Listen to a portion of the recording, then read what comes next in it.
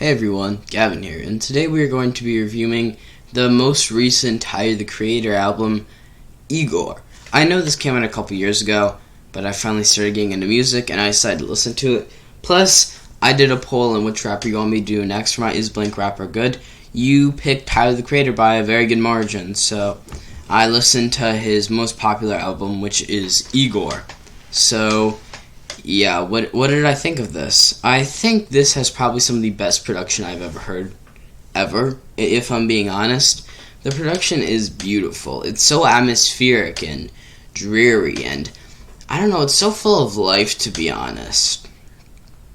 It's hard to really say. It conveys its own world so beautifully through the production, because it feels like the producers care so much about how it sounds. It feels like Tyler cares so much about how well the instrumentals are, and as a result it creates something I've never heard before. It creates something unique and different. The thing is, normally when beats are great, they're great, yeah, but sometimes they can sound like other beats that are also really good. But the thing is, with Igor, I can't name a single thing that this really sounds like, to be honest. It's hard to really compare it to anything. It sounds so unique and different and interesting, and it's really hard to say what it's trying to convey, because it conveys a lot just through this short 48-minute rap album, and it does it so well. Tyler's singing voice on most of the tracks, and pretty much every track, is phenomenal. I don't think there's a single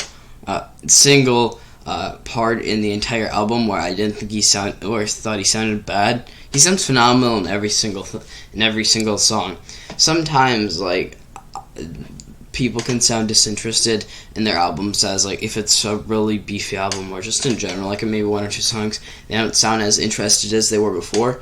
But Tyler sounds interested throughout the entire album. He sounds like he cares so much throughout the entire album. He sounds like he just understands and cares so much throughout the whole 48-minute runtime. Also, I do gotta appreciate the fact that it didn't overstay its welcome. It's 12 minutes, it's not 12 minutes, but it's 12 songs, it's 48 minutes.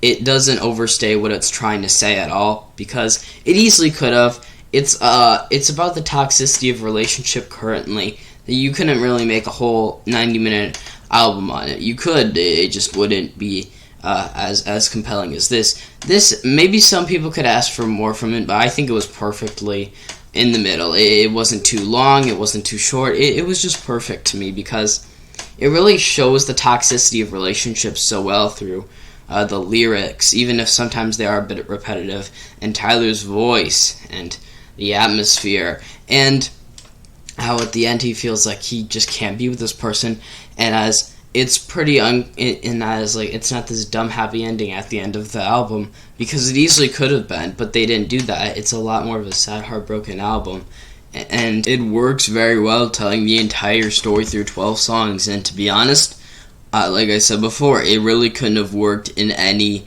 other way at all. And I don't know, I just was so immersed with this whole entire album. If I just want to zone out and not really try to be aware of my surroundings, I will probably listen to this album the most, because it really does work for that. And of course, it's not as re-listenable. Some of the tracks aren't as entertaining and re-listenable as they could have been.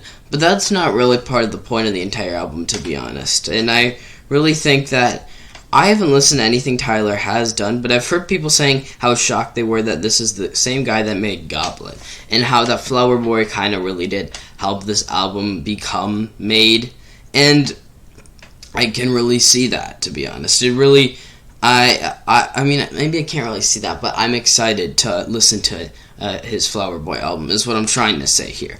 I also will say that it has a lot of soul. It feels like I said before, Tyler just brings so much life to this. It really does help the atmosphere convey with the way they tune his voice at points, by just everything as a whole. It feels like everyone that's working on this album cares so much. It feels like Tyler cares. It feels like It feels like the producers care. It feels like he cares about the lyrics, even if sometimes they are kind of repetitive. He does structure the lyrics in a unique way that I haven't normally seen before in really any hip-hop albums, where they don't exactly all rhyme, but it doesn't sound really bad. So it really could have sounded awful, but it didn't, and I will respect that completely for what it was just trying to do as a whole. I do remember, though, I think this happened where DJ Khaled bashed this album. I don't want to get too much of the drama surrounding this, but I remember that happening. And I don't think I was there when that happened. I've seen videos on that before. That's interesting. But anyways, yeah, overall, this is a phenomenal album that I had an absolute blast with. I loved it. I'm gonna give it a 10. I will fully an objective 10. So yeah, this is it. What did you guys think of this album? What should I review? Otherwise, I'm going to do my top 10 favorite rap albums, maybe my top 20 favorite rap albums of the 2010s, because why not? And I want to do my favorite rap album from every year I've been alive, so that's 2007 to 2021. If there's any stuff you want me to check out, let me know. If there's any 2021 albums that have been coming out recently that I haven't really checked out or anything at all, let me know. I would love to hear that. So that is going to be it for the video, guys. I'll see you in the next one. Bye.